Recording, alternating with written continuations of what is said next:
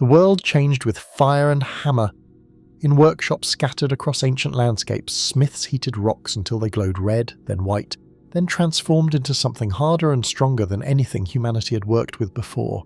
The metal was iron, and its discovery would reshape everything. The Iron Age represents one of the most transformative periods in human history, a span of time when a single technological breakthrough rippled across continents, altering the course of civilization itself. This was the age when iron replaced bronze as the primary metal for tools and weapons. The age when farmers could break tougher soils and expand their fields into previously uncultivable lands. The age when armies could equip larger forces with better weapons. The age when populations grew, cities emerged, and the foundations of the classical world took shape. Understanding the Iron Age requires us to look beyond simple dates and archaeological finds.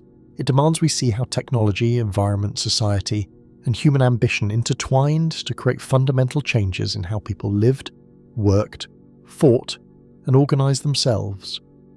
The story of the Iron Age is the story of transformation, of societies adapting to new possibilities, of cultures rising and falling, of a world being remade by human hands wielding iron tools. The Iron Age traditionally begins around 1200 BCE in the ancient Near East, though this date varies significantly across different regions.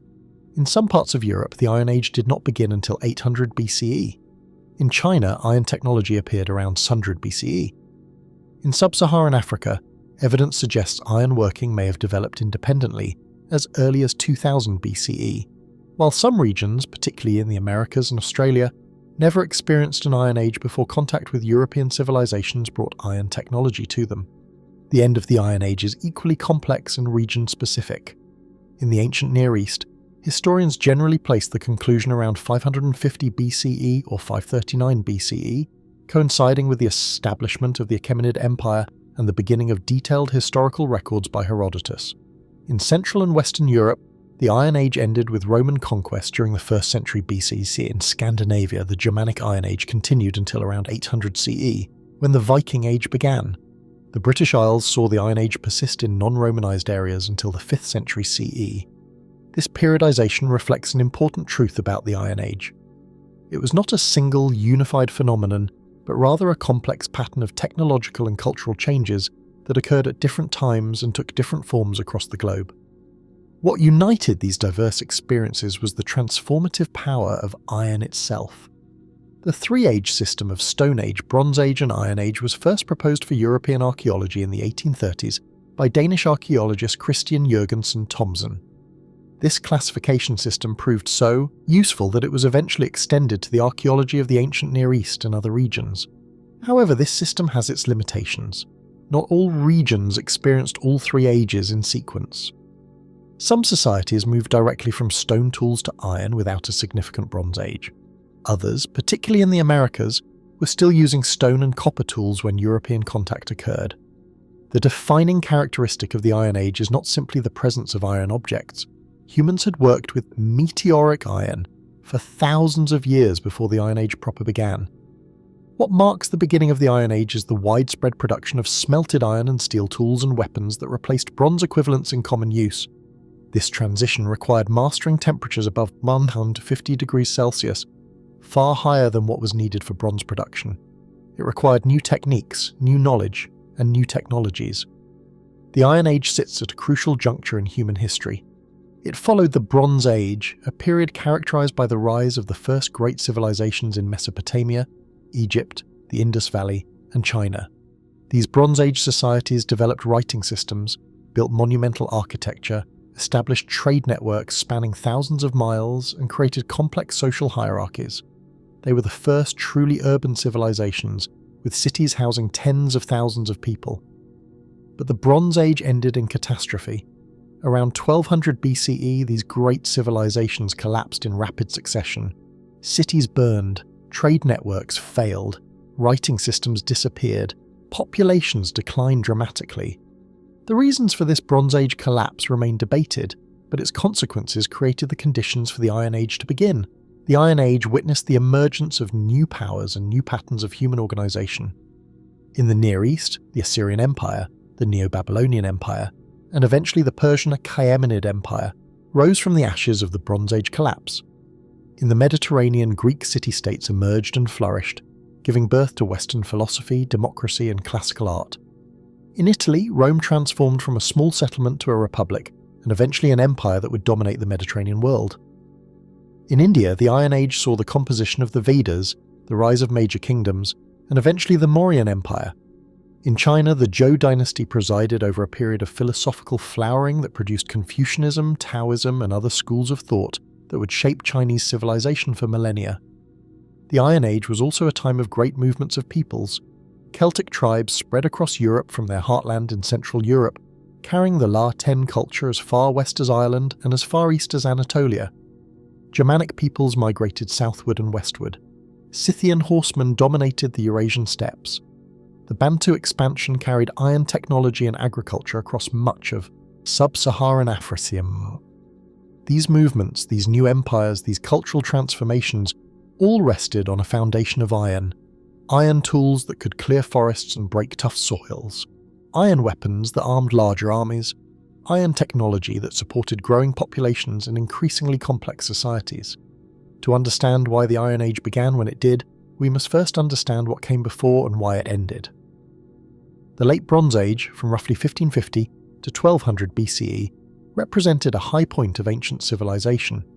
From the eastern Mediterranean to Mesopotamia, from Anatolia to Egypt, a network of powerful kingdoms and empires had created what some historians call the first truly globalized economy.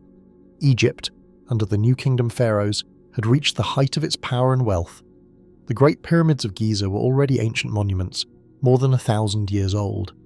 Egyptian temples, fortresses, and palaces redefined architectural possibility. Egyptian art, writing, and culture influenced neighbouring civilizations. The pharaohs commanded vast resources and projected power far beyond the Nile Valley. They fought the Hittites for control of the Levant and maintained trade relationships across the known world. In Anatolia, the Hittite Empire had emerged as one of the great powers of the age. The Hittites controlled much of modern Turkey and parts of Syria. They had fought Egypt to a standstill at the Battle of Kadesh in 1274 BCE, one of the largest chariot battles in history. The Hittites were skilled metalworkers, and some traditions credit them with pioneering iron smelting techniques, though modern scholarship has complicated this picture. The Mycenaean civilization dominated mainland Greece and the Aegean Islands. The Mycenaeans were traders, warriors, and builders. They constructed massive stone palaces at Mycenae, Tiryns, and Pylos. They maintained a literate bureaucracy that kept detailed records in linear script. Their ships traded throughout the Mediterranean. Their warriors raided and fought, leaving their weapons and armour in archaeological deposits that testify to their martial culture. To the east, the Kassite dynasty ruled Babylon. Further east still, the Elamites controlled their kingdom from their capital at Susa. On the island of Cyprus, wealthy kingdoms grew rich from copper deposits. The Minoans of Crete, though past their peak, still maintained trading posts and cultural influence.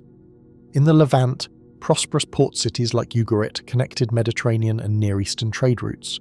These civilizations were interconnected in complex ways. They traded raw materials and finished goods. Egyptian gold found its way to Mesopotamia. Mesopotamian lapis lazuli adorned Egyptian jewellery. Cypriot copper was shipped throughout the region. Tin from as far away as Afghanistan or Cornwall was combined with copper to make bronze. Amber from the Baltic reached the Mediterranean. This trade required ships, merchants, trade routes, and diplomatic relationships. The archaeological evidence for this interconnectedness is remarkable. A Bronze Age shipwreck discovered off the coast of Turkey at Uluburun provides a snapshot of this international trade. The ship, which sank around 1300 BCE, carried copper ingots from Cyprus, tin from sources unknown, ebony from Africa, amber from the Baltic, ivory from hippopotamus and elephant, ostrich eggshells, glass ingots, pottery from Cyprus and Canaan, weapons, tools, jewellery, and even scarab seals bearing the name of Egyptian Queen Nefertiti. This single ship was a microcosm of Bronze Age globalization. The great kingdoms maintained diplomatic relationships. The Amarna letters, a cache of diplomatic correspondence found in Egypt, reveal a world of international diplomacy. The great kings addressed each other as brothers. They arranged marriages between royal families.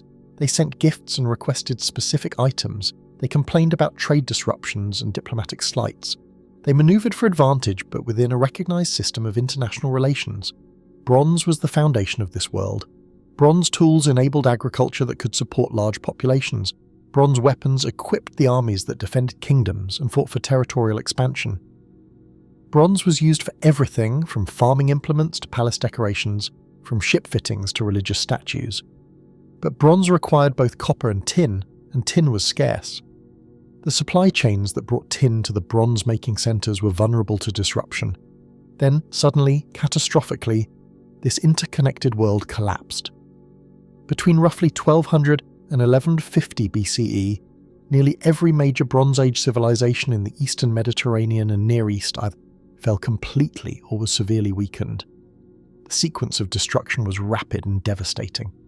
The Hittite Empire, one of the great powers of the age, simply ceased to exist. Their capital at Hattusa was abandoned. Palace archives from the period reveal increasing desperation. One letter from the king of Ugarit describes ships bringing enemies who set fire to his cities. Another speaks of famine. Then the records stop.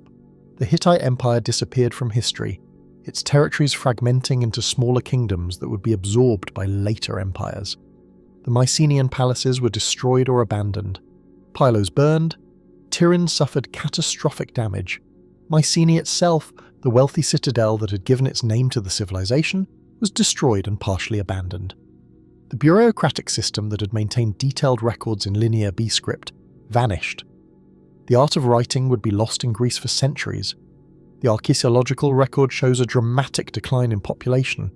People moved from large settlements to small villages or became pastoral nomads. Trade collapsed. The next few centuries in Greece would be known as the Greek Dark Ages. Cyprus, wealthy from its copper deposits, saw massive destruction of its cities. Ugarit, the great port city that connected Mediterranean and Near Eastern trade, was destroyed and never rebuilt. The site was abandoned, and centuries later Phoenician traders would establish new cities elsewhere on the coast. Across the Levant, cities were destroyed or abandoned. The archaeological record shows layers of destruction at site after site. Even Egypt, which survived the collapse, was severely weakened. The pharaoh Ramesses III fought off invasions by mysterious groups that Egyptian records call the Sea Peoples. Temple reliefs at Medinet Habu show these battles. The inscriptions describe enemy forces that arrived by both land and sea, destroying everything in their path. Egypt repelled these invasions, but at great cost. The Egyptian New Kingdom entered a long decline. Egypt would never again project power in the Levant as it had during the Bronze Age. What caused this collapse? Scholars have debated this question for more than a century. The traditional explanation focused on invasions by the mysterious Sea Peoples, groups of raiders and migrants who appear in Egyptian records. The Sea Peoples remain enigmatic. Were they refugees fleeing from disaster in their homelands? Were they organised invaders seeking conquest? Were they symptoms of the collapse rather than its cause? The Egyptian records provide few details about who they were or where they came from. Mentions of groups like the Peleset, Cheka, Shekelesh, Dinyen and Weshish offer little clarity. Some scholars have attempted to connect these names to later populations like the Philistines, but such connections remain speculative. More recent scholarship has emphasised multiple, interconnected causes. Climate data suggests a severe drought affected the eastern Mediterranean region for approximately 50 years, from 1250 to 1100 BCE. Tree ring data from Anatolia shows 3 consecutive years of severe drought beginning in 1188 BCE. Pollen analysis indicates a decline in larger plants and trees and an increase in desert vegetation. This suggests widespread crop failures and famine. Letters from the period mention food shortages. One text describes kings sending grain as emergency aid to famine-stricken allies. Geological evidence points to earthquakes as another factor. The region where these civilizations flourished sits at the intersection of multiple tectonic plates. A series of major earthquakes could have destroyed cities and disrupted agriculture. The archaeological record shows earthquake damage at multiple sites. However, earthquakes alone cannot explain the scope of the collapse, or why recovery did not occur. Some scholars have proposed that disease played a role. Interconnected trade networks that brought prosperity could also spread epidemics. Famine would have made populations more vulnerable to disease. Disrupted social order would have hindered recovery. However, direct evidence for epidemic disease is difficult to find in the Hallstatt archaeological record. Economic and social factors likely contributed. The Bronze Age civilizations were complex systems that required constant maintenance. Palace bureaucracies coordinated agriculture, craft production, and trade. When these systems were disrupted by drought, earthquake, invasion, or other shocks, they might have collapsed completely rather than adapting. The interdependence that had been a source of strength became a vulnerability. When trade routes were disrupted, civilizations that depended on imported tin could no longer make bronze. Armies that lacked bronze weapons were at a disadvantage against raiders. Weakened kingdoms became targets for invasion, creating a cascade of failures. The collapse of the tin trade may have been particularly important for the transition to iron. With tin supplies cut off, societies could no longer produce bronze at scale. Iron ore, by contrast, was far more abundant and widely distributed. While iron was harder to work than bronze, requiring higher temperatures and more sophisticated techniques. The pressure created by bronze shortages may have driven innovation in iron smelting. The Bronze Age collapse was a catastrophe, but it also created opportunities. The old palace economies and strict social hierarchies broke down. New groups could rise to prominence, new technologies could be adopted, and iron, which had been known but little used during the Bronze Age, began to spread widely. The Iron Age was born from the ashes of Bronze Age civilization. Iron is, paradoxically, both one of the most abundant elements on Earth and one of the most difficult to work. Pure iron comprises much of Earth's core. Iron ore deposits can be found across the planet. Yet for millennia, humans worked with copper, bronze, gold, and silver, while iron remained largely unused. The reason lies in iron's properties. Iron has a melting point of 135 degrees Celsius, significantly higher than copper at 1005 degrees Celsius or tin at 232 degrees Celsius. Bronze Age kilns and furnaces could not reliably reach temperatures high enough to melt iron.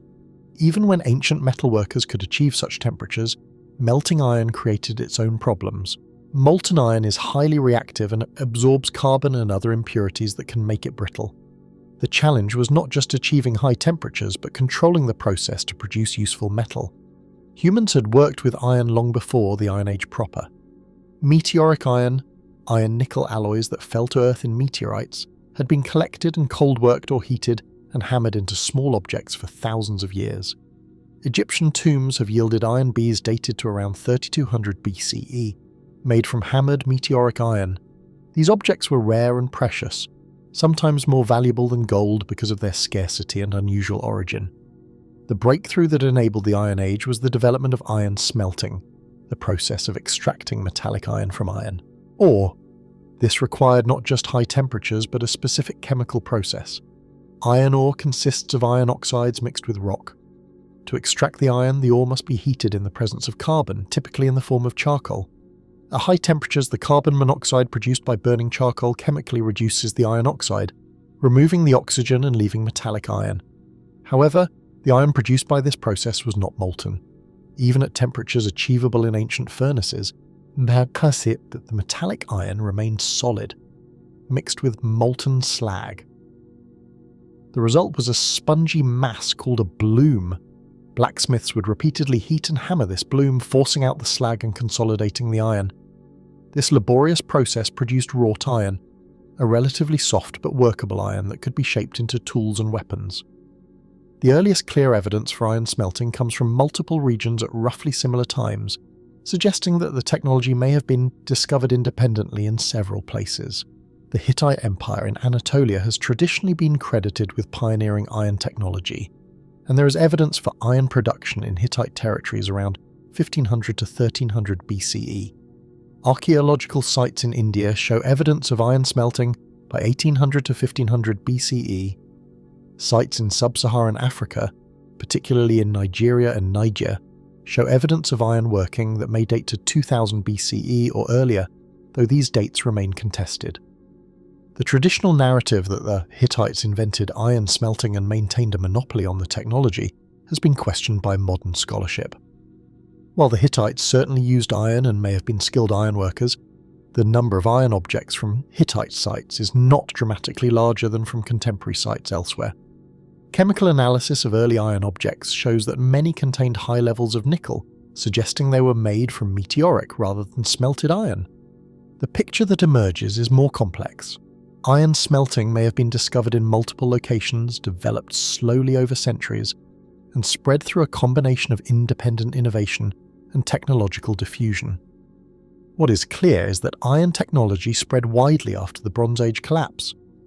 Whether this spread was caused by the dispersal of metalworkers from collapsed kingdoms, by the breakdown of monopolies on metallurgical knowledge, by the pressure to find alternatives to bronze, or by a combination of these factors remains debated. What matters is that by 1000 BCE, ironworking had become widespread across the Near East, Mediterranean, and parts of Europe, Africa, and Asia. The iron produced by early smiths was wrought iron, relatively soft and not dramatically superior to bronze for many applications. The real breakthrough came with the development of steel, iron with added carbon that created a much harder, stronger material. This discovery may have been accidental at first. When iron is heated in contact with carbon-rich materials like charcoal, it absorbs carbon. The amount of carbon and the heating and cooling process determine the properties of the resulting material. With too much carbon, the iron becomes brittle cast iron. With just the right amount, carefully controlled, it becomes steel. Ancient smiths learned to recognize good steel by its appearance, sound, and behavior when worked. They developed techniques for carburization, deliberately adding carbon to iron, and for differential hardening, creating tools and weapons with hard edges and softer, more flexible bodies. The Chinese became particularly skilled at producing high-quality steel. By the Warring States period, Chinese smiths were producing steel weapons and tools using sophisticated techniques. The bloomery furnace was the key technology for iron production throughout most of the Iron Age. These furnaces were relatively small structures, often built into hillsides or constructed from clay and stone. At the base was a chamber where charcoal and iron ore were loaded. Bellows forced air through the furnace, creating the high temperatures needed for reduction. The molten slag would drain away through holes at the base, while the bloom of reduced iron would remain in the chamber. After cooling, the bloom would be extracted and worked by the smith. Bloomery furnaces were found across the Iron Age world, from Britain to China, from Scandinavia to sub-Saharan Africa. Regional variations in design and technique produced iron of varying quality. Some regions developed particularly effective methods. The Romans, for instance, operated industrial-scale bloomery sites that could produce large quantities of iron for military and civilian use. In Africa, particularly sophisticated furnace designs achieved very high temperatures and produced high-quality steel. The spread of iron technology was not uniform or instantaneous. It took centuries for iron to fully replace bronze in many regions. In some areas, bronze remained the preferred material for certain applications long after iron became common. In China, bronze continued to be used for ritual vessels and bells even after iron became standard for weapons and tools. In Scandinavia, bronze was still used for decorative items and jewellery throughout the Iron Age. Several factors drove the adoption of iron. Iron ore was far more abundant and widely distributed than tin, the scarce component needed for bronze. Societies with access to iron ore could produce metal tools without depending on long-distance trade. This made iron technology more democratic in a sense. Villages and small communities could have their own smiths producing iron tools, whereas bronze production had often been concentrated in palace workshops or other centralized facilities. Iron tools and weapons, once properly made, were superior to bronze equivalents in many ways. Iron held an edge better. Iron tools were less likely to bend or break. Iron plows could break tough soils that bronze plows could not. Iron axes could fell trees more efficiently. Iron weapons could penetrate armor and break bronze weapons. These advantages, once ironsmiths learned to produce consistent high-quality iron, made the transition from bronze inevitable. The social and economic changes that came with iron were profound. Iron democratized access to metal tools. Peasant farmers could afford iron plows and sickles where bronze equivalents might have been too expensive. Armies could equip larger forces with iron weapons at lower cost than bronze. This changed the nature of warfare and society in fundamental ways. The Bronze Age aristocracies, which had derived part of their power from controlling access to bronze weapons, found their monopoly broken. Iron Age warfare increasingly featured large infantry armies rather than small chariot-borne elites. The most profound impact of iron technology may have been on agriculture. Iron tools transformed farming in ways that rippled through every aspect of Iron Age society. The story of the Iron Age is, in many ways, the story of how iron-equipped farmers fed growing populations and created the agricultural surplus that supported increasingly complex civilizations. Before iron, farmers had worked with wooden, stone and bronze tools. Bronze plows could break light soils and maintain existing farmland, but bronze was expensive and bronze plow tips wore down relatively quickly. Much of the land that would later become farmland during the Iron Age was simply too difficult to cultivate. Heavy clay soils, root-choked forests, rocky ground, these remained beyond the reach of Bronze Age agriculture. Iron changed this calculation. An iron plow tip was harder and more durable than bronze.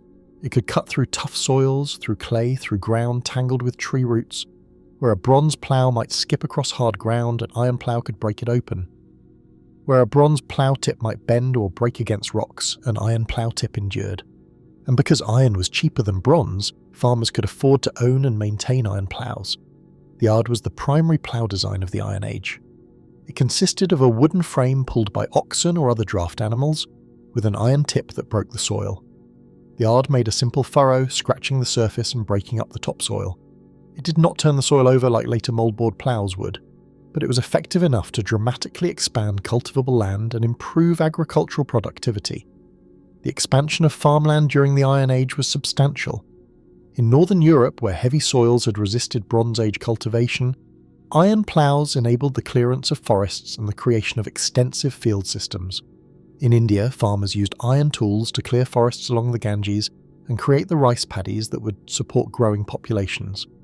In China, iron agricultural tools helped increase production of rice, wheat and millet across the world. Iron Age world, the pattern repeated. Iron tools enabled the expansion of agriculture into marginal lands. Agricultural productivity increased not just through expanding farmland, but through more intensive cultivation. Iron sickles enabled more efficient harvesting. The curved blade of an iron sickle could cut through grain stalks quickly and cleanly. Harvesters could gather more grain in less time. This meant less grain lost to weather, pests or rot while standing in the field. It meant harvests could be completed more quickly, freeing labour for other tasks. Iron axes revolutionised woodland management and forest clearance. Bronze axes could fell trees, but slowly and with frequent need for resharpening. Iron axes were more efficient. A farmer or woodsman with an iron axe could clear forest land more quickly, creating new fields for cultivation. They could harvest timber for building, for fuel for charcoal. The extensive deforestation that occurred during the Iron Age was enabled by iron tools. This deforestation had environmental consequences. Forests that had stood for millennia were cleared for farmland and to provide charcoal for iron smelting. In the Mediterranean region, where forests were less resilient than in northern Europe, deforestation led to soil erosion and landscape change that persist to this day. The environmental impact of the Iron Age was substantial, the first large-scale human remaking of the landscape enabled by the industrial technology. Iron spades, hoes, and other hand tools made agricultural work more efficient. Farmers could dig irrigation ditches, create terraces on hillsides, prepare seedbeds, weed crops, and harvest root vegetables with iron tools that outperformed their bronze or wooden predecessors. The cumulative effect of these improvements was significant. An Iron Age farmer with iron tools could cultivate more land, produce more food, and do so with less labour than a Bronze Age farmer with bronze tools. The agricultural surplus created by iron technology had cascading social effects. With more food available, populations grew. Growing populations required more farmland, driving further agricultural expansion. Larger populations could support more specialised occupations. Not everyone needed to farm. Craftspeople, traders, warriors, priests, and administrators could be fed by the agricultural surplus. This specialisation enabled the development of more complex societies with distinct social classes and elaborate political structures. In India, the introduction of iron tools during what archaeologists call the painted greyware culture and later the northern black polished ware culture coincided with dramatic social changes. The expanded agriculture made possible by iron tools supported larger settlements. These grew into cities. Political organisation became more complex, with the formation of the Mahajanapadas, 16 major kingdoms or republics. Population grew substantially. The fertile plains along the Ganges, cleared and cultivated with iron tools, became one of the most densely populated regions of the ancient world. In China, iron agricultural tools appeared during the Eastern Zhou dynasty, particularly during the Warring States period. The Zhou state promoted agriculture and developed technologies including iron plows, improved irrigation, and new crops. Agricultural productivity increased dramatically. This supported a growing population and provided the resources needed to maintain the large armies that characterized the period. The eventual unification of China under the Qin dynasty in 221 BCE rested on an agricultural foundation built with iron tools. In Europe, the picture was more varied. In southern Europe, where soils were lighter, the impact of iron plows was less dramatic. But in northern Europe, particularly in areas that would become northern France, the Low Countries, Germany, and Britain, iron plows enabled the cultivation of heavy clay soils that had been largely unused during the Bronze Age. This opened vast new areas for agriculture and supported growing populations. The Celtic expansion across Europe during the Iron Age was supported by agricultural surpluses made possible by iron tools. The storage of agricultural surpluses was another crucial development. Iron Age societies developed sophisticated storage technologies including granaries, underground storage pits, and pottery vessels designed for long-term storage. The ability to store food from good harvest to guard against bad years provided security and enabled population growth. Archaeological sites across Europe show evidence of four-post structures that may have been raised granaries, protecting stored grain from moisture and pests. With agricultural surplus came trade. Farmers who produced more than they needed could trade the surplus for other goods. This encouraged specialization. Some farmers might focus on grain production, while others specialized in raising livestock. Craftspeople could trade their products for food. Merchants emerged to facilitate this exchange. The economy became more complex, more monetized in some regions, more integrated into long-distance trade networks. The social implications were profound. Those who controlled agricultural surplus, large landowners, tribal chiefs, kings, could command power and resources. They could support retinues of warriors. They could sponsor craftspeople and build fortifications. They could engage in competitive feasting and gift-giving that reinforced social hierarchies. The agricultural surplus made possible by iron tools undergirded the power structures of Iron Age societies. If iron transformed agriculture, it revolutionized warfare. The military implications of iron technology reshaped the political map of the ancient world, enabling the rise of new powers and new forms of military organization. The armies that marched across the landscapes of the Iron Age were armed and equipped in ways that would have been impossible in the Bronze Age. Bronze weapons had been effective but expensive and limited. A bronze sword was a prized possession, owned primarily by elite warriors. Bronze was relatively soft and would bend or break in combat. Bronze swords needed frequent resharpening and sometimes had to be recast. Bronze spearheads could bend on impact. Bronze armor, while effective, was heavy and expensive. Iron weapons, once Iron Age smiths had mastered the techniques for producing good quality iron and steel, were superior in almost every way. An iron or steel sword was harder, held its edge longer, and was less likely to bend or break. If it did become dull or damaged, it could be sharpened or repaired rather than recast. Iron spearheads were effective and relatively cheap to produce.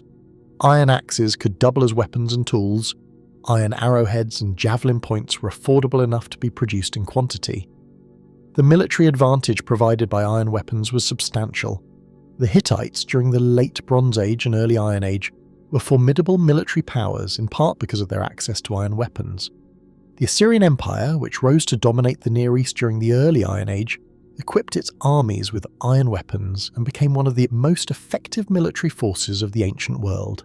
The Assyrians used iron-tipped battering rams, iron siege equipment, and iron armor to devastating effect. But perhaps more important than the superior quality of iron weapons was their affordability and availability. Iron ore was abundant. An army could equip thousands of soldiers with iron spears and swords for less than it would cost to equip hundreds with bronze. This democratization of military equipment changed the nature of warfare fundamentally. Bronze Age warfare had often centered on small numbers of elite warriors, particularly chariot-mounted warriors. Chariots were expensive to build and maintain. Horses required feeding and training. Only wealthy aristocrats could afford chariots and the equipment that went with them. Battles might be decided by dozens of chariots per side, with infantry playing a supporting role. Iron Age warfare increasingly featured mass infantry armies. Thousands of foot soldiers armed with iron spears, swords and shields could be fielded by Iron Age kingdoms. These soldiers did not need to be wealthy aristocrats. Farmers and tradesmen could be equipped with iron weapons and called up for military service. This changed the balance of military power. Numbers mattered more than in the Bronze Age. Organisation, discipline and tactics became crucial. The Greek hoplite phalanx exemplified this new form of warfare. Greek city-states in the Iron Age could field armies of citizens, each equipped with iron-tipped spears, iron swords and shields. These hoplites fought in tight formation, shields overlapping, spears projecting forward. The phalanx was effective because of its cohesion and discipline, qualities that could be developed through training rather than requiring aristocratic breeding or expensive equipment. The Assyrian military machine demonstrated the full potential of Iron Age warfare. The Assyrians built an empire that had its height in the 7th century BCE, stretched from Egypt to the Persian Gulf, from the Mediterranean to the mountains of Iran. This empire was built and maintained by military force, and that military force was equipped with iron. Assyrian armies used iron weapons extensively. Archaeological finds include iron swords, spearheads, arrowheads, and armour components.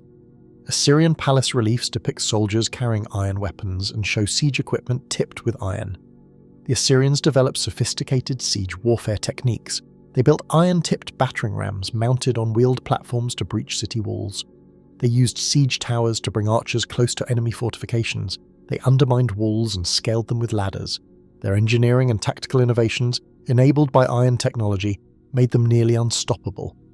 The Assyrians also pioneered the use of cavalry in large-scale warfare. While chariots remained important, mounted warriors on horseback offered greater mobility and could operate in terrain unsuited to chariots. Iron Age saddles and bridling equipment, combined with iron weapons suitable for mounted combat, made cavalry an increasingly important arm of military power. The Assyrians trained corps of horse archers and cavalry lancers who could strike quickly and retreat before the enemy could respond.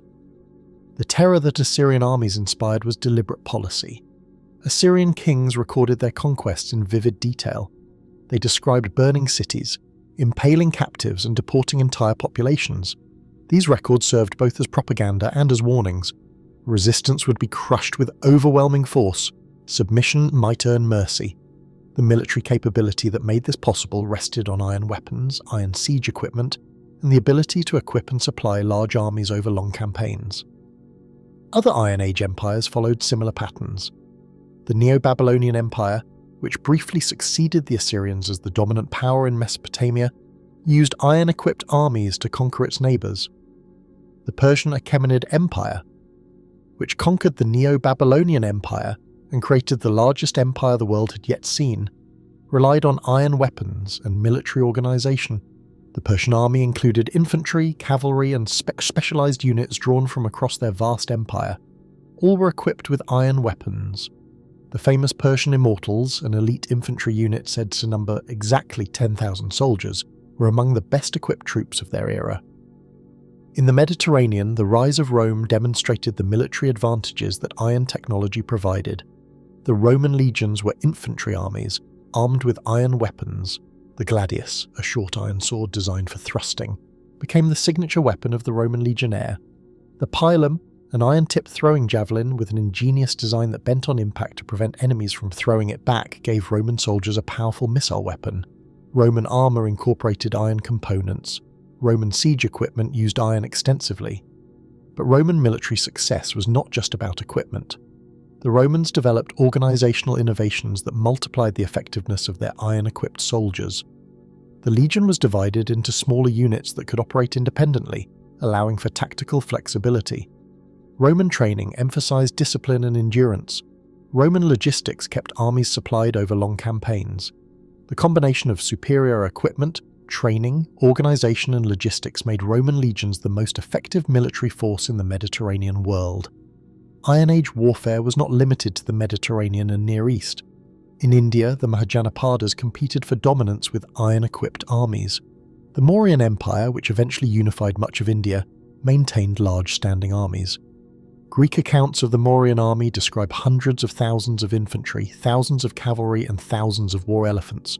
Whether these numbers are accurate or exaggerated, They indicate the scale of military organisation that iron technology supported. In China, the Warring States period saw 7 major states competing for dominance. These states maintained massive armies. By some estimates, armies of hundreds of thousands of soldiers fought in major campaigns. These armies were equipped with iron weapons. Chinese smiths became particularly skilled at producing high-quality steel for weapons. The crossbow, which became a signature weapon of Chinese armies, used iron triggers and iron components. The eventual unification of China under the Qin dynasty in 221 BCE was achieved by armies equipped with advanced iron weapons and organised according to a sophisticated military theory. The Celtic peoples of Iron Age Europe developed their own military traditions. Celtic warriors were feared for their ferocity and skill. They used iron swords, spears and shields. Celtic metalworkers produced high-quality iron weapons, some decorated with intricate designs. Celtic warfare emphasised individual combat and the prowess of warriors. Celtic warriors often fought naked or nearly so to display their courage. They used chariots in a manner different from earlier Bronze Age chariot warfare, using them primarily as mobile platforms to carry warriors to battle, where they would dismount to fight. Fortifications in the Iron Age reflected the changed nature of warfare. The hill forts that dot the landscape of Iron Age Europe were defensive positions that could resist attackers armed with iron weapons. These hill forts featured multiple lines of earthen ramparts and wooden palisades. Some incorporated stone walls. Access was controlled through gateways designed to channel attackers into kill zones. Archaeological evidence shows that many hill forts were attacked and some were destroyed, testifying to the violence of the age. In the British Isles, hill forts like Maiden Castle, Danebury and Cadbury Castle show sophisticated defensive architecture. Maiden Castle in Dorset featured multiple concentric rings of earthwork ramparts and complex entrances. When it was eventually stormed by the Roman forces in 43 CE, the archaeological evidence includes a skeleton with a Roman ballista bolt still lodged in the spine, a grim testament to the effectiveness of Roman siege warfare. The ability to field large armies changed political organisation. Kings and chiefs who could raise and equip thousands of warriors commanded power that earlier rulers could only dream of. The resources needed to maintain such forces, food, weapons, armour, training, required efficient agricultural production and sophisticated administration. Iron Age kingdoms developed bureaucracies to manage taxation, conscription, and logistics. The state grew more powerful and more intrusive. Naval warfare also evolved during the Iron Age.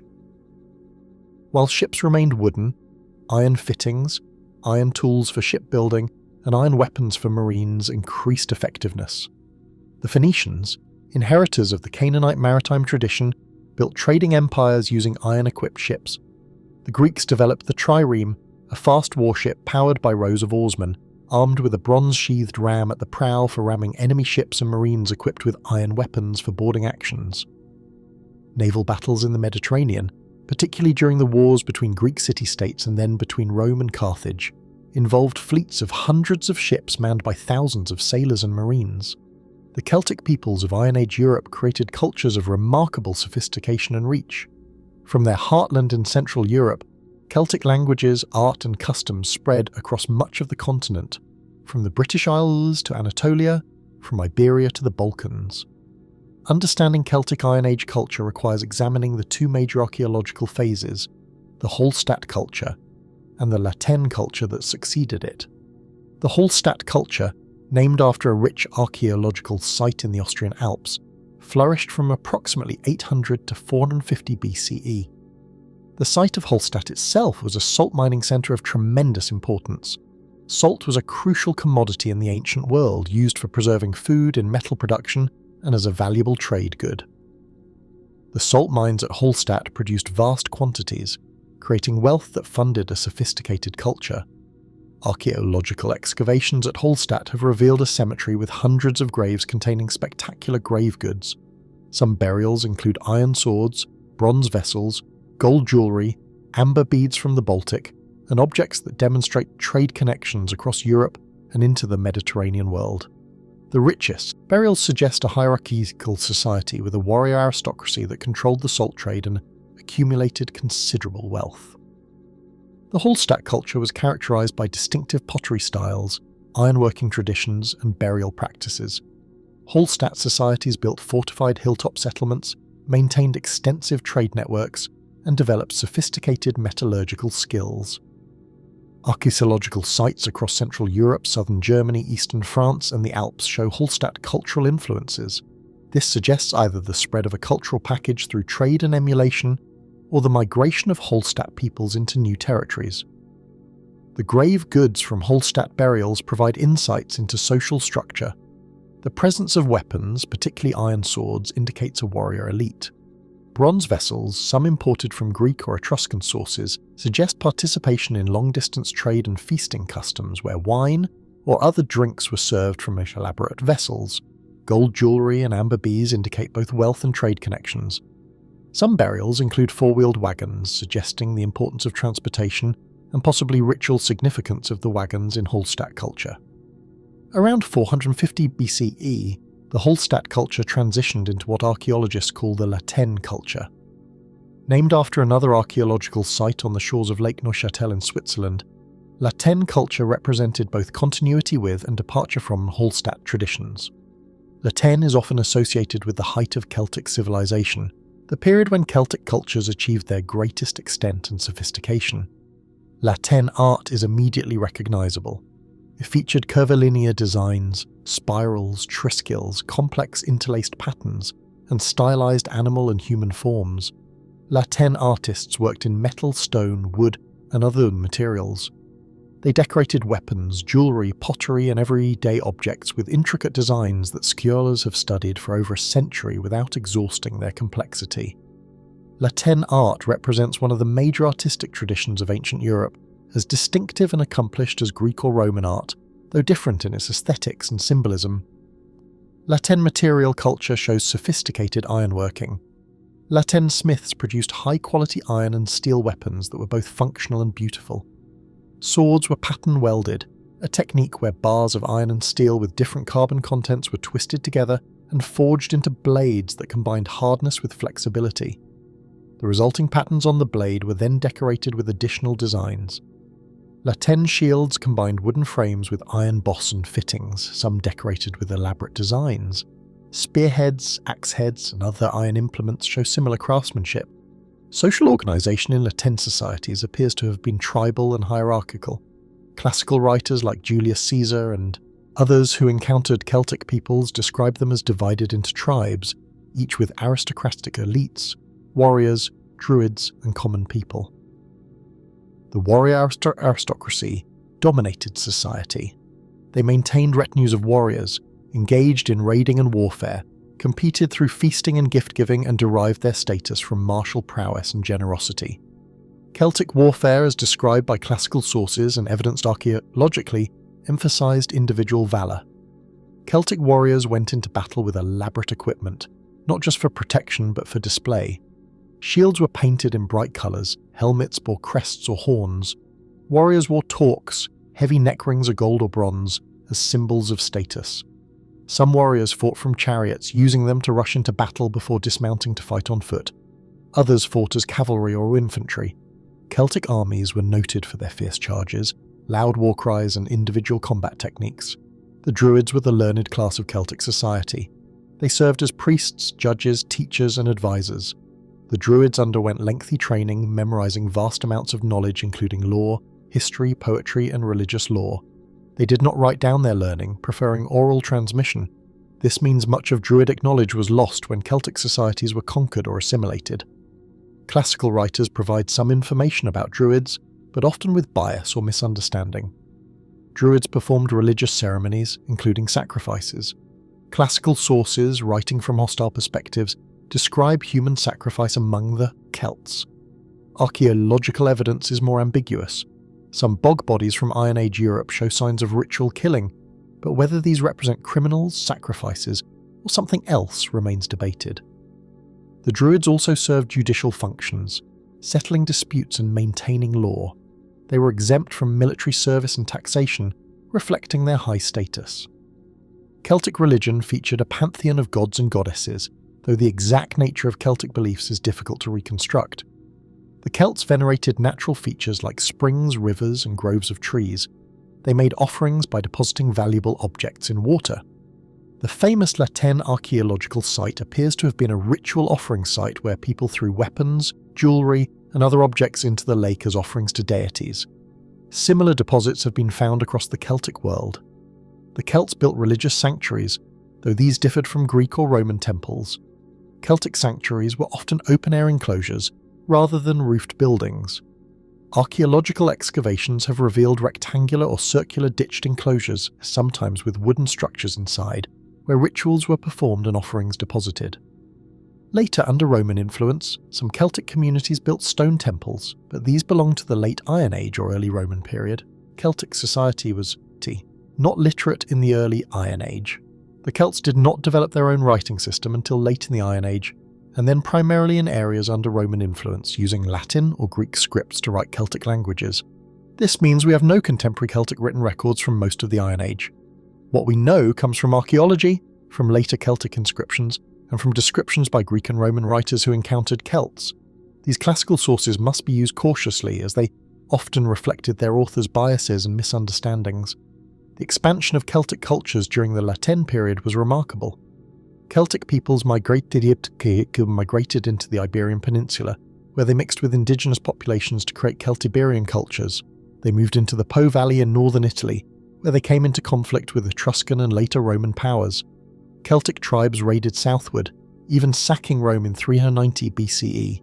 Celtic warriors served as mercenaries across the Mediterranean world. Celtic migrations reached as far east as Anatolia, where a group known as the Galatians established themselves and maintained a distinct identity for centuries. In the British Isles, Latin culture arrived later than on the continent, with scholars debating whether it came through migration, trade, or cultural diffusion. Regardless of mechanism, Latin art styles, ironworking traditions, and other cultural elements appeared in Britain and Ireland. The British and Irish Iron Age saw the construction of hill forts, the development of distinctive regional cultures, and eventually contact with the Roman world. Trade was crucial to Celtic economies. Celtic peoples exported raw materials including metals, salt, slaves, and agricultural products. They imported wine, olive oil, fine pottery, and luxury goods from the Mediterranean world. Archaeological finds of Greek and Roman objects in Celtic sites demonstrate these trade connections. Celtic elites adopted some Mediterranean customs, particularly wine drinking, while maintaining distinctly Celtic cultural practices. Celtic craftsmanship extended beyond weapons to include everyday objects of remarkable quality. Celtic pottery, though generally less celebrated than Greek or Roman ceramics, included well-made vessels with distinctive designs. Celtic metalworkers produced not just weapons but also cauldrons, drinking vessels, personal ornaments, and horse trappings. Celtic carpenters built sophisticated structures. Celtic textile workers created cloth from wool and linen, some of which has survived in favourable conditions to demonstrate their skill. Beyond the grand narratives of empires and migrations, the Iron Age was lived by ordinary people in villages, farmsteads, and small towns. Understanding daily life in the Iron Age requires piecing together evidence from archaeological excavations, examining the physical remains of houses, tools, food, and possessions that people left behind. The basic unit, 6, of Iron Age settlement was the farmstead or small village. These range from single families living in isolated farmhouses surrounded by their fields to villages of dozens or hundreds of people. The typical dwelling in much of Iron Age Europe was the roundhouse, a circular structure with walls of woven wattle covered with daub, a mixture of clay, straw, and sometimes dung that dried to a hard finish. The roof was conical, thatched with straw, reeds, or other plant materials, and supported by wooden posts. Inside, a roundhouse might be 5 to 15 metres in diameter, providing shelter for a family and sometimes their livestock. The centre of the house featured a hearth where cooking was done and which provided warmth and light. Smoke from the fire rose through the roof, there being no chimney. This smoke helped preserve the thatch and discouraged insects. Around the walls were areas for sleeping, storage, and various activities. Some roundhouses had partial upper floors or lofts accessed by ladders. Archaeological excavations of Iron Age roundhouses reveal patterns of daily activity. Near the hearth, archaeologists find cooking debris, animal bones from meals, and fragments of cooking pottery. Storage areas contain pits or vessels where grain, pulses, and other foods were kept. Working areas show evidence of textile production, with spindle whorls and loom weights indicating that spinning and weaving were regular household activities. Some houses show evidence of metalworking, pottery making, or other crafts performed at the household level. Furniture in Iron Age homes was simple and mostly wooden. Beds might have been wooden frames strung with rope or leather, covered with furs or woven textiles. People sat on benches, stools, or simply on the floor on mats or hides. Tables were uncommon. People likely ate from bowls while sitting or squatting. Wooden chests or baskets provided storage for clothing and possessions. Most household furniture has not survived except where preserved in exceptional conditions like waterlogged sites or peat bogs. Clothing in the Iron Age was made primarily from wool, with linen also used, particularly in warmer regions. Sheep were sheared annually, and the wool was cleaned, spun into thread, and woven into cloth on vertical looms. Textile production was time-consuming work, primarily performed by women. The quality of cloth varied from coarse, utilitarian fabrics to fine textiles suitable for high-status clothing. Iron Age people wore tunics and cloaks. Men typically wore a tunic that reached to the knees or mid-thigh, sometimes with trousers, particularly in northern regions. Women wore longer tunics or dresses. Over these, both men and women wore cloaks fastened with brooches or pins. Celtic brooches, particularly the Tène types, were functional objects that also served as status symbols and decorative items. Some were elaborate works of metalworking art. Clothing was dyed in various colours using plant-based and mineral dyes. Blues came from woad, reds from madder, yellows from various plants. Classical writers comment on the bright, multicoloured clothing of Celtic peoples, contrasting it with the more subdued Roman styles. Archaeological analysis of preserved textiles confirms that Iron Age people produced and wore colourful cloth in complex patterns, including checks and stripes. Food in the Iron Age centred on agricultural staples supplemented by livestock products, gathered foods, and occasional hunted game. The main grain crops were wheat, barley, and in northern regions, oats and rye. These were ground into flour for bread or porridge, or could be malted for brewing beer. Pulses including peas, beans, and lentils provided protein. Vegetables included onions, leeks, cabbage, and root vegetables like parsnips and turnips. Livestock provided meat, dairy products, and other resources. Cattle were the most important livestock in most regions, providing meat, milk, leather, and bone. They also served as draft animals for ploughing. Sheep provided wool, milk, and meat. Pigs were raised for meat. Poultry, including chickens and geese, provided eggs and meat. Horses were kept primarily as high-status animals for riding and warfare rather than as food, though horse meat was eaten in some circumstances. Dairy products were important parts of the Iron Age diet. Milk could be consumed fresh, but was often processed into cheese or butter for preservation. Archaeological evidence includes strainers and vessels that may have been used for cheesemaking. Butter could be preserved by storing it in peat bogs, where the acidic anaerobic conditions prevented spoilage.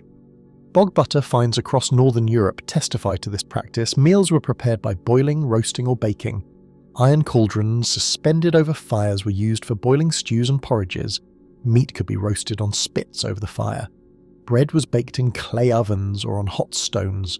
The diet was seasonal, with fresh foods available during growing seasons and preserved foods sustaining people through winter.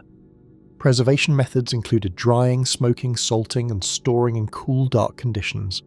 The archaeological study of food remains provides detailed information about Iron Age diets.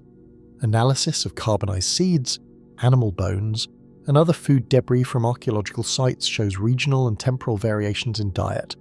Some sites show evidence of feasting, with large quantities of animal bones from butchered livestock suggesting communal meals where large amounts of meat were consumed. These feasts served social and political functions, with chiefs and aristocrats displaying wealth and generosity by providing food and drink for their followers. Children in Iron Age societies began contributing to household work at young ages. Archaeological evidence is limited, but ethnographic parallels and some direct evidence suggest children helped with herding animals, gathering wild foods, fetching water, and assisting with craft production. Training in specialized skills like metalworking or weaving began in childhood or adolescence. Child mortality was high. Many children died before reaching adulthood from disease, accident, or malnutrition. The elderly, if they survived the hazards of Iron Age life, likely continued contributing to household and community activities as their abilities allowed. They transmitted knowledge and skills to younger generations, maintained traditions, and may have held positions of respect and authority. Average life expectancy was probably around 30 to 35 years, though this figure is skewed by high infant and child mortality. Those who survived childhood had a reasonable chance of living into their 40s, 50s, or occasionally beyond. Healthcare in the Iron Age combined practical knowledge of injuries and illnesses with magical and religious practices. Iron Age people had some understanding of treating wounds, setting broken bones, and using medicinal plants. Archaeological evidence includes skulls showing healed injuries, indicating that some people survived significant trauma. Trepanation, the practice of drilling or cutting holes in the skull, was performed and some patients survived the procedure, as evidenced by bone regrowth around the holes. Disease was common and often lethal. Without modern medicine or understanding of infection and contagion, Iron Age people were vulnerable to a wide range of illnesses. Dental health was generally poor, with tooth decay, abscesses, and tooth loss common. Arthritis and other joint problems affected many people, particularly those engaged in strenuous physical labour. Parasitic infections were common, as evidenced by parasite eggs found in preserved feces from archaeological sites. Community life in Iron Age villages involved various activities beyond individual household tasks. Seasonal agricultural work like planting and harvesting might involve communal labour. Building projects such as constructing defences or large structures required collective effort. Religious ceremonies, festivals, and feasts brought communities together. Conflicts within and between communities were resolved through customary law with druids or other authorities serving as judges. Trade and exchange connected Iron Age communities. Markets or regular meeting places allowed people to exchange goods. Itinerant craftspeople and merchants travelled between settlements. In some regions, particularly those in contact with the Mediterranean world, coins came into use as a medium of exchange, though barter remained common. Celtic peoples eventually minted their own coins, initially copying Greek and Roman designs but gradually developing distinctive styles. Recreation and entertainment included music, storytelling, games, and athletic competitions.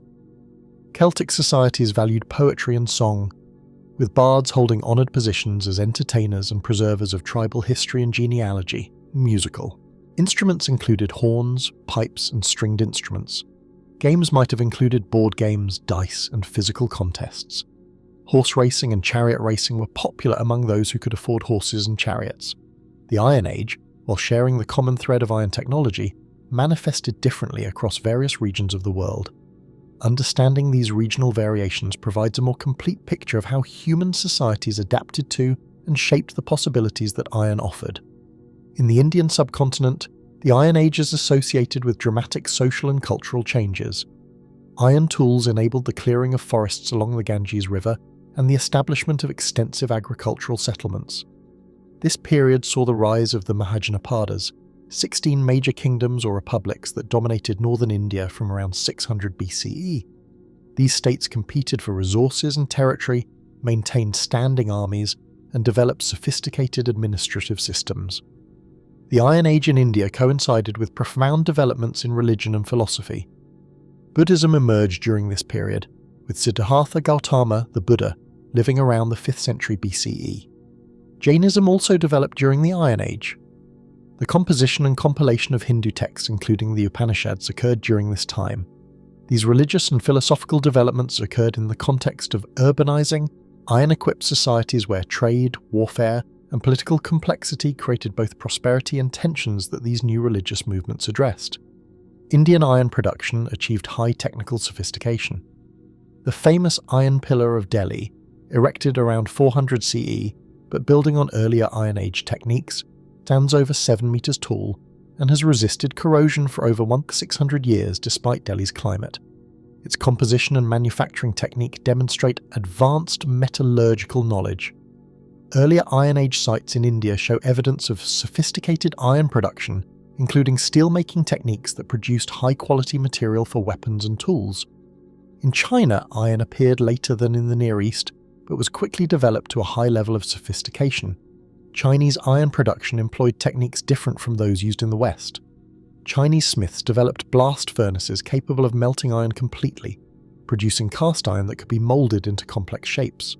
This technology, which would not appear in Europe until the medieval period, gave Chinese ironworkers advantages in producing large objects like agricultural implements, construction materials, and eventually cannons. The Chinese also developed sophisticated steel-making techniques. They understood how to control carbon content to produce steel with desired properties. Chinese swords and other weapons from the Warring States period, and later demonstrate high-quality steel produced through careful control of forging processes. The Chinese even develop what modern metallurgists call co-fusion steel, where cast iron and wrought iron were combined and forged together to produce a material with properties intermediate between the two. The social and political context of iron technology in China centered on agricultural expansion and warfare. The ability to produce iron agricultural tools in quantity supported population growth and agricultural intensification. The Warring States period saw armies numbering in the hundreds of thousands equipped with iron weapons. The eventual unification of China under the Qin dynasty benefited from iron-enabled military and economic advantages. In sub-Saharan Africa, iron technology appeared remarkably early and may have developed independently. The Nok culture of modern Nigeria shows evidence of iron smelting by around 1000 BCE, possibly earlier. The Nok are famous for their distinctive terracotta sculptures, but they were also accomplished iron workers. From West Africa, iron technology spread across the continent, often in association with the Mbanto expansion, a large-scale migration and population movement that carried agriculture, ironworking and Bantu languages across much of sub-Saharan Africa. African iron smelting developed distinctive techniques particularly suited to African ores and resources. African smiths built furnaces that could achieve very high temperatures, sometimes producing steel directly from ore in a single process. These furnaces varied in design across regions, but often featured tall shafts and sophisticated air delivery systems using bellows. African ironworking was surrounded by ritual and spiritual practices, with smiths often holding special status in their communities. The spread of iron technology in Africa had profound impacts. Iron tools enabled more efficient agriculture, particularly in clearing forest and woodland for cultivation. This supported population growth and the expansion of agricultural societies into new regions. Iron weapons gave military advantages to iron-equipped peoples.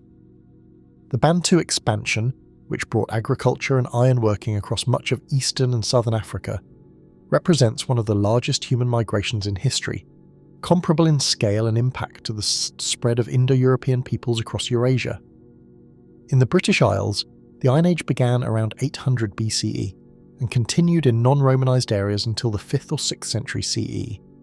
British Iron Age culture showed strong connections to continental Celtic traditions, particularly Tène art styles and material culture. The British Iron Age is characterized by hill forts, roundhouse settlements, distinctive pottery styles, and metalwork that combined local traditions with continental influences. Britain's island position meant that cultural changes often arrived through trade, migration, and cultural exchange across the English Channel, rather than through overland movement. Some scholars have debated the extent of actual migration versus the adoption of continental styles by indigenous populations.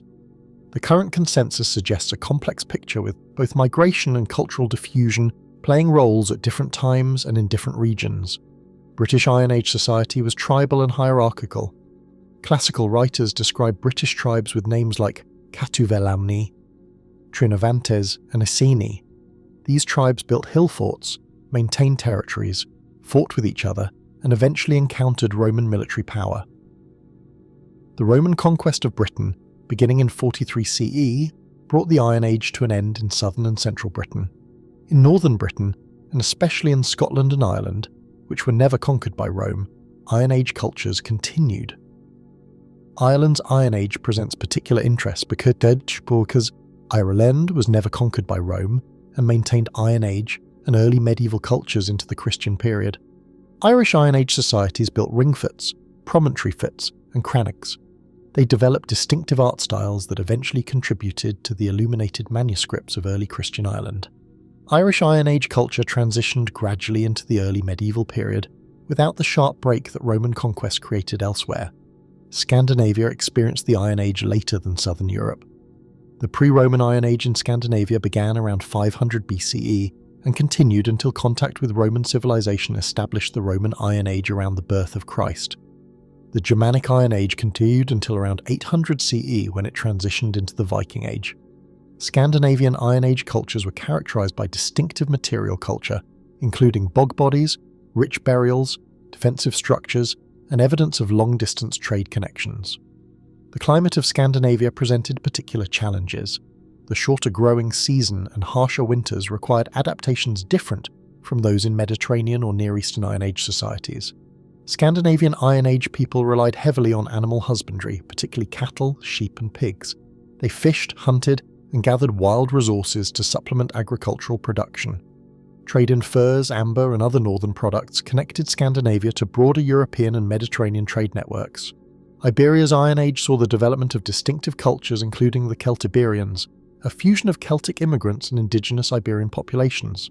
The Tartessian culture in southwestern Iberia, possibly representing one of the earliest Iron Age cultures in Western Europe, developed sophisticated metalworking and trade connections with Phoenician merchants. The Celtic hill forts of northwestern Iberia, called castros, represent a distinctive regional tradition, with circular stone houses clustered within defensive walls. In the Near East, the Iron Age transitioned relatively quickly into historical periods with detailed written records. The Assyrian, Babylonian, and Persian empires of the Iron Age left its extensive texts that complement archaeological evidence. This allows for much more detailed reconstruction of political events, social structures, and cultural practices than is possible for regions without writing. The Iron Age Near East saw the composition of significant portions of the Hebrew Bible, the development of Zoroastrianism in Persia, and the cultural achievements that would influence later Greek and Roman civilizations. Iron Age peoples across the world maintained complex spiritual beliefs and practices. While these varied greatly across regions and cultures, some common themes emerge: veneration of natural phenomena, belief in multiple deities, ritual practices involving offerings and sometimes sacrifice, and the integration of spiritual beliefs into daily life. Celtic religion, as reconstructed from archaeological evidence and classical sources, featured a pantheon of gods and goddesses associated with natural forces, human activities, and tribal or regional identities. Some deities were widely worshipped across the Celtic world. Others were local, associated with particular places or communities. The names of Celtic gods appear in inscriptions from the late Iron Age and Roman period, but understanding their specific attributes and mythology is difficult given the lack of contemporary written sources. Natural places held spiritual significance.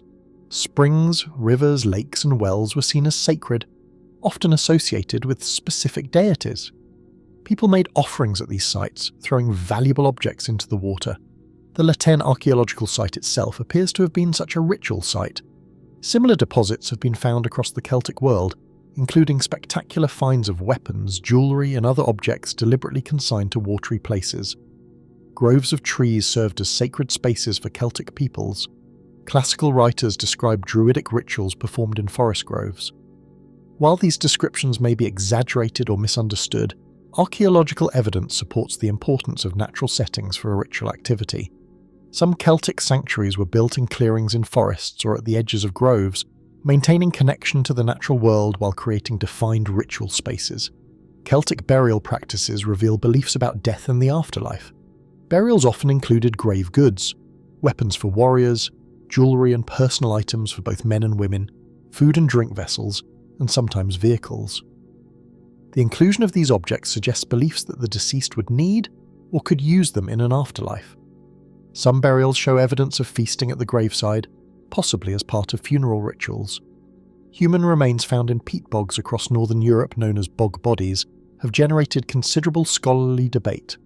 Some bog bodies show signs of violent death and may represent executions, sacrifices, or ritual killings.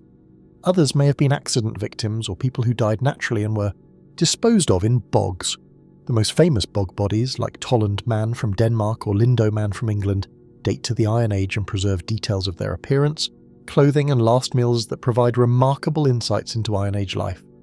Art served both practical and symbolic functions in Iron Age societies.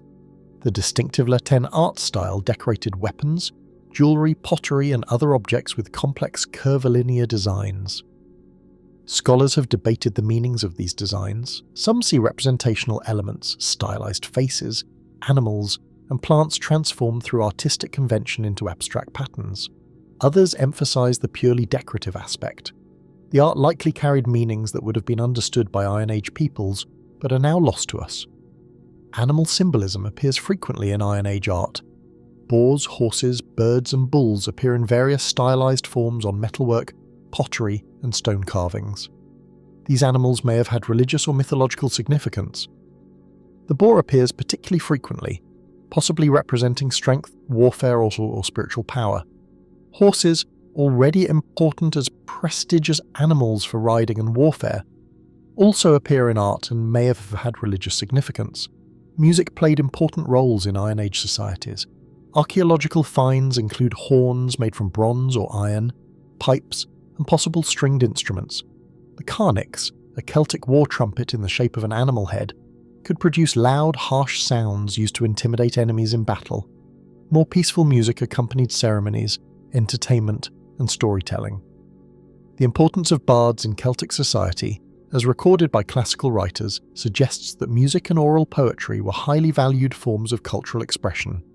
Oral tradition served as the primary means of preserving and transmitting cultural knowledge in societies without writing. Bards memorized and formed long narrative poems that preserved tribal histories, genealogies, laws, and myths. This oral literature would eventually be written down in the post-Roman period, giving us works like the Irish sagas and Welsh Mabinogion, though by then Christian scribes had modified the material. These later written versions provide glimpses of Iron Age culture and beliefs, though filtered through centuries of change. Ritual deposits represent another important aspect of Iron Age spiritual practice. At various sites across the Iron Age world, people deliberately deposited valuable objects in ways that suggest ritual rather than utilitarian purposes. Weapons were bent or broken before being placed in water or buried. Jewellery was deposited in hoards that were never recovered. Animal remains, sometimes complete animals, were buried in pits or placed in other ritual contexts. These practices suggest beliefs about appropriate ways to remove objects from circulation, perhaps as offerings to deities or spirits. Certain animals held special significance. The bull appears in Iron Age art and contexts that suggest religious importance. Bull sacrifice was practiced in various Iron Age cultures. The horse, as mentioned, appears frequently in art and contexts suggesting special status. Dogs were buried with humans in some contexts, possibly as companions for the afterlife. Birds appear in art and may have been associated with deities or spiritual concepts. The moon, sun, and celestial phenomena likely held religious significance, though direct evidence is limited. Some Iron Age sites show astronomical alignments suggesting observations of celestial events.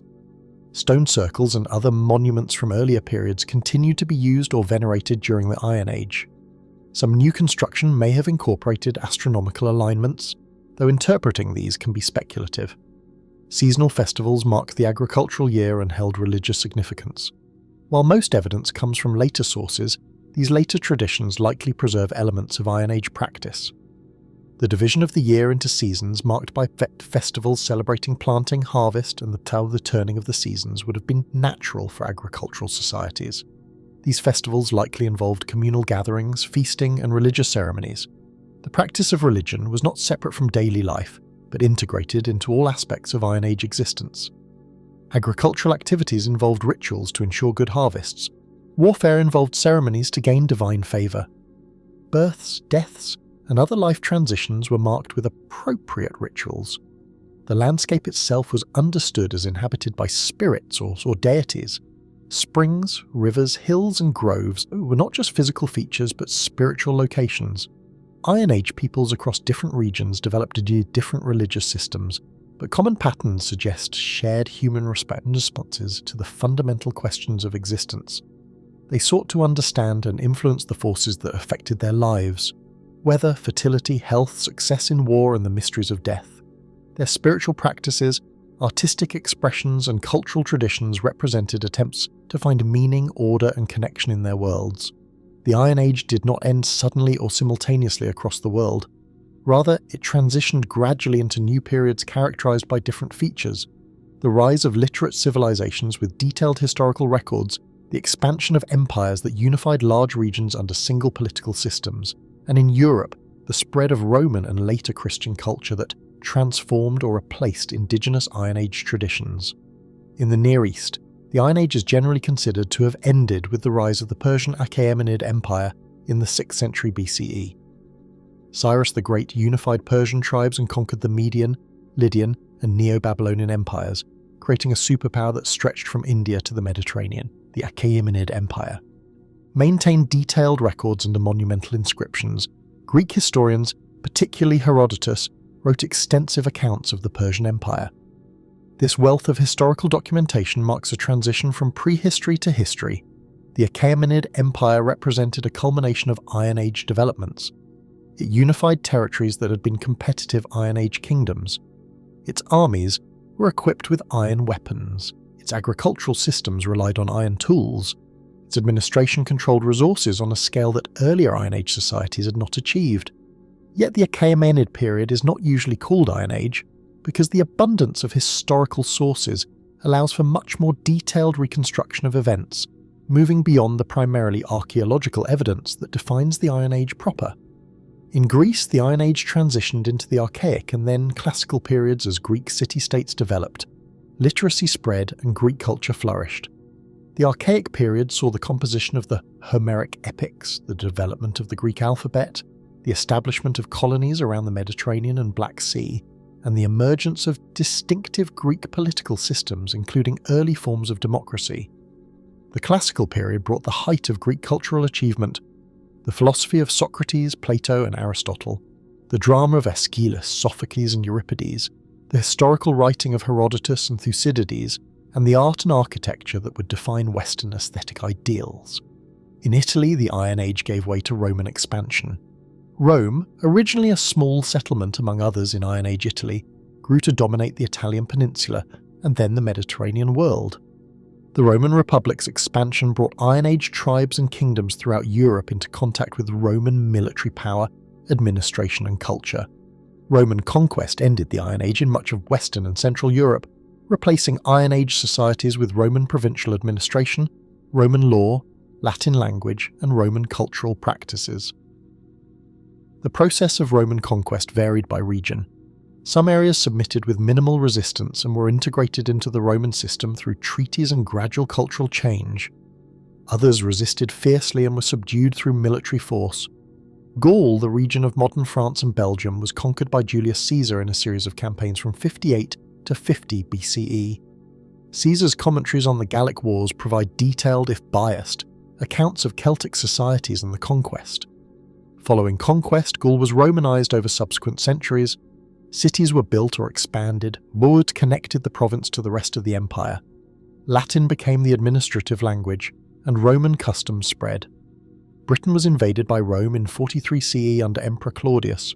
Southern and central Britain were conquered, but the north and west proved more difficult. Wales resisted strongly and was only fully pacified decades later. Northern England and Scotland were never fully conquered. The Romans built Hadrian's Wall to mark and defend the northern boundary of their province. In the areas Rome controlled, Romanization proceeded, though British Iron Age culture persisted in modified form, particularly in rural areas. Ireland was never invaded by Rome. Irish Iron Age culture continued, evolving into the early medieval period without the sharp break that Roman conquest created elsewhere. This continuity means Ireland preserves elements of Iron Age culture that were transformed or lost in Romanized regions. Irish literature, though written down centuries later by Christian monks, preserves stories and traditions that may reflect Iron Age beliefs and practices. In Central and Northern Europe, the Iron Age continued longer.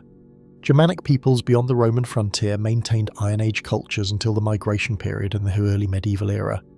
The Germanic Iron Age is divided into periods based on changing material culture and historical events. The Roman Iron Age in Scandinavia and Germania lasted until around 400 CE. The migration period, marked by large-scale movements of Germanic peoples and the fall of the Western Roman Empire, lasted until around 600 CE. In Scandinavia, the Germanic Iron Age transitioned directly into the Viking Age around 800 CE. These regions maintained Iron Age technologies, social structures, and cultural practices even as they interacted with the Roman world through trade, warfare, and diplomatic contact. Germanic warriors served as mercenaries in Roman armies. Trade across the frontier brought Roman goods into Germanic territories and Germanic goods into the Roman Empire. Over time, some Germanic peoples adopted Roman technologies and practices while maintaining distinctly Germanic cultures. The fall of the Western Roman Empire in the 5th century CE created new conditions in Europe. Germanic kingdoms emerged in former Roman territories. These kingdoms maintained some Roman administrative practices while incorporating Germanic traditions. The synthesis of Roman, Germanic, and Christian elements created the foundations of medieval European civilization. In this process, Iron Age traditions that had persisted in modified form during Roman rule sometimes re-emerged or blended with new cultural elements. In other parts of the world, the transition from Iron Age to historical periods followed different patterns. In India, the Iron Age Mahajanapadas period gave way to the Mauryan Empire in the 4th century BCE.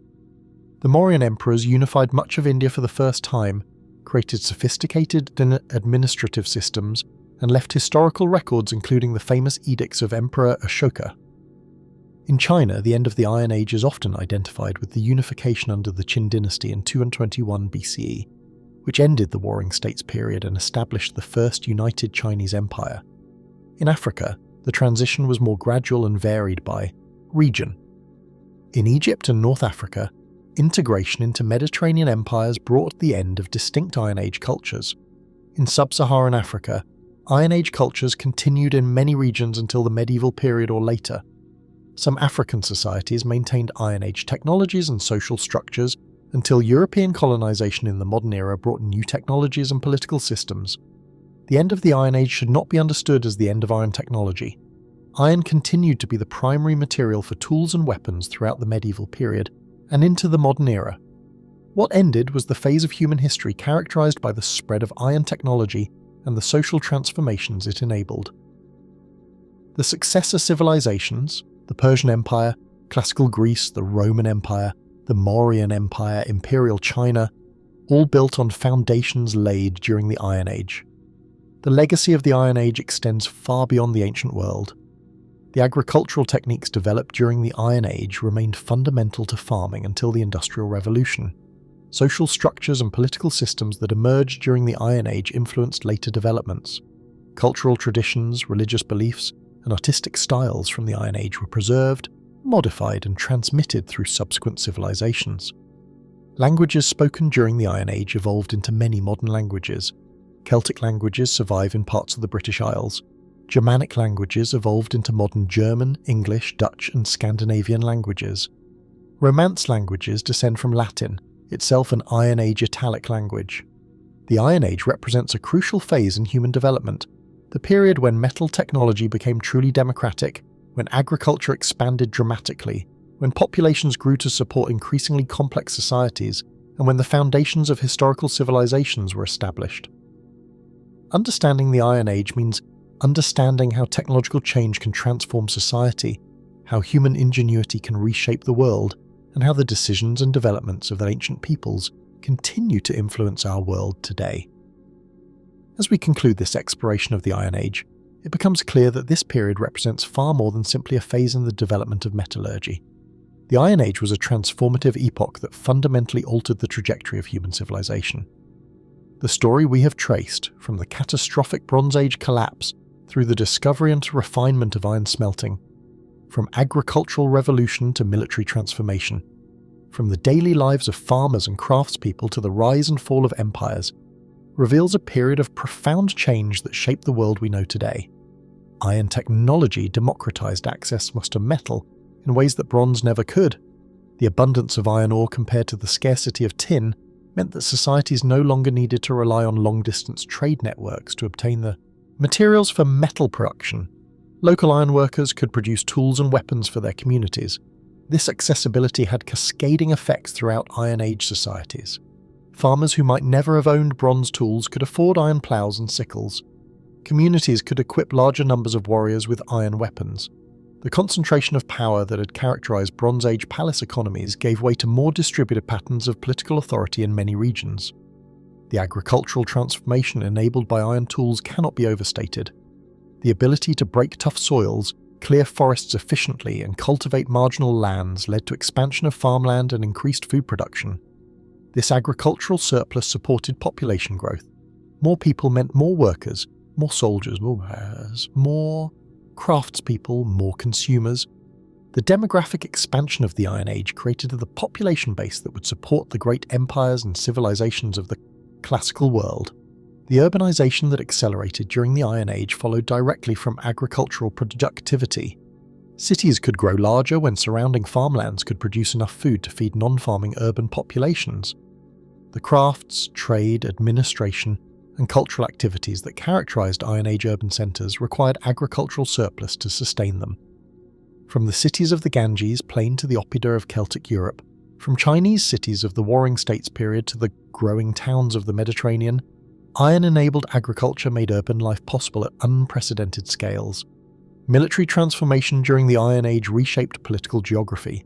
Iron weapons equipped larger armies with better equipment than Bronze Age societies could field. This military advantage flowed to those who mastered iron technology first or most effectively. The empires that dominated the Iron Age world, Assyrian, Persian, Mauryan, Han Chinese, Roman, all relied on iron-equipped military forces. The ability to field, supply, and command large armies became a fundamental requirement for political power. The states that succeeded in the competitive environment of the Iron Age were those that could mobilize iron-enabled resources most effectively. Yet the Iron Age was not simply about violence and conquest. It was also a period of remarkable cultural creativity and diversity. The artistic achievements of Tène metalworkers, the philosophical developments in India, Greece, and China, the religious innovations that gave birth to Buddhism, the literary traditions that would preserve cultural memory, all these flourished during the Iron Age. The material prosperity and social complexity that iron technology enabled created conditions where culture could flourish, where specialists in art, religion, philosophy, and literature could pursue their crafts. The regional variations we have examined demonstrate that the Iron Age was not a monolithic phenomenon, but rather a complex pattern of technological and social change that took different forms in different places. The Celtic hill forts of Europe, the cities of Iron Age India, the states of Warring States China, the kingdoms of Iron Age Africa, each represented unique responses to the possibilities that iron technology offered. These regional traditions contributed to the rich diversity of human culture, and elements of these Iron Age cultures have been preserved and transmitted into the present. The spiritual and cultural life of Iron Age peoples reveals sophisticated systems of belief and practice. The religions and philosophies that emerged during this period, from Buddhism to early philosophical schools in Greece, from Zoroastrianism to the diverse Celtic religious traditions, represented human attempts to find meaning in increasingly complex societies. The art, music, and oral literature of Iron Age cultures expressed human creativity and served to transmit cultural values and knowledge across generations. As the Iron Age transitioned into the historical periods that followed, many elements of Iron Age culture persisted. The Latin language evolved from Iron Age roots to become the language of the Roman Empire and the ancestor of modern Romance languages. Celtic languages survived in parts of the British Isles. Germanic languages evolved from Iron Age linguistic traditions. Cultural practices, legal traditions, agricultural techniques, and social structures that originated or developed during the Iron Age continued to shape societies long after the Iron Age proper had ended. The archaeological record of the Iron Age continues to yield new discoveries and insights. Excavations across the world are uncovering new Iron Age sites, refining our understanding of chronology, revealing details of daily life, and sometimes overturning established interpretations. Modern analytical techniques including isotope analysis, DNA studies, and sophisticated dating methods are answering questions that previous generations of archaeologists could not address. The Iron Age remains an active field of research, with new discoveries regularly changing our understanding. Understanding the Iron Age helps us understand processes of technological and social change.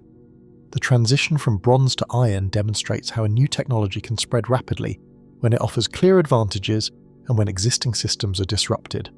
The varied responses to iron technology across different regions show how the same technology can be adapted to different environmental and cultural contexts. The social transformations that accompanied iron technology reveal how material changes can reshape social structures, political organization, and cultural practices. The Iron Age also offers lessons about sustainability and environmental impact. The deforestation that occurred during this period, driven by agricultural expansion and the demand for charcoal for iron smelting, had lasting environmental consequences. The Iron Age represents one of the first periods when human technology enabled landscape transformation at truly large scales. The environmental legacies of Iron Age activity remain visible in many regions today. Looking back across the 3,000 years or more of the Iron Age, from its origins around 1200 BCE in the Near East to its gradual conclusion in different regions at different times, we see a period that was simultaneously brutal and creative, destructive and constructive. It was an age of warfare and conquest, but also of agricultural plenty and artistic achievement. It was a time when communities were destroyed and populations displaced, but also when new societies formed and flourished. It was an age when human impact on the environment increased dramatically, but when human cultural diversity also expanded. The people of the Iron Age left us remarkable legacies. They cleared forests and created the agricultural landscapes that still feed billions. They developed metallurgical techniques that enabled modern industry. They established trade networks that connected distant regions. They created art of enduring beauty. They composed stories and developed religious and philosophical traditions that continue to influence human thought. They built structures that still stand. They spoke languages that evolved into those we speak today. They lived lives of work and celebration, struggle and achievement, sorrow and joy. The Iron Age was fundamentally a human age. It was shaped by human ingenuity in solving the technical challenges of extracting iron from ore and forging it into useful objects. It was driven by human ambition to acquire resources, expand territories, and achieve status and power. It was enriched by human creativity in art, music, and cultural expression. It was structured by human social arrangements that varied from egalitarian communities to hierarchical states. It was given meaning by human beliefs about the sacred, the proper, and the good. As we close this survey of the Iron Age, we should recognise that we remain, in many ways, heirs to the Iron Age. Our modern world is built on foundations laid during that distant time. The agricultural surplus that feeds our billions began with Iron Age farmers breaking tough soils with iron plows. The cities where most humans now live descend from Iron Age urban centres. The technologies we use are descendants of techniques pioneered by Iron Age metalworkers. The cultural traditions we inherit have roots extending back through centuries to the Iron Age and beyond. The Iron Age reminds us that human history is not simply a march of progress, but a complex story of change, adaptation, creativity, and consequence. It shows us that technological change can be transformative, but that its effects depend on how humans choose to use new capabilities. It demonstrates that human societies are diverse and creative, finding multiple ways to organize themselves and give meaning to existence.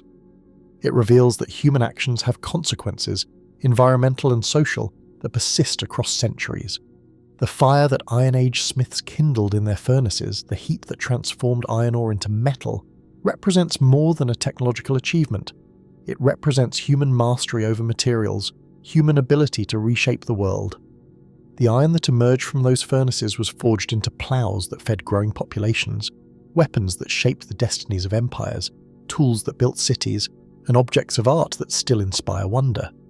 The Iron Age was when humanity wielded iron, and in wielding iron reshaped itself and the world. The echoes of the Iron Age resound still in our modern world, in the languages we speak, the lands we cultivate, the beliefs we hold, the social structures within which we live. Understanding this period enriches our understanding of ourselves, of where we came from, of how we became what we are. The Iron Age is not just history, it is part of the foundation of human civilization, a crucial chapter in the long story of how we have made and remade our world.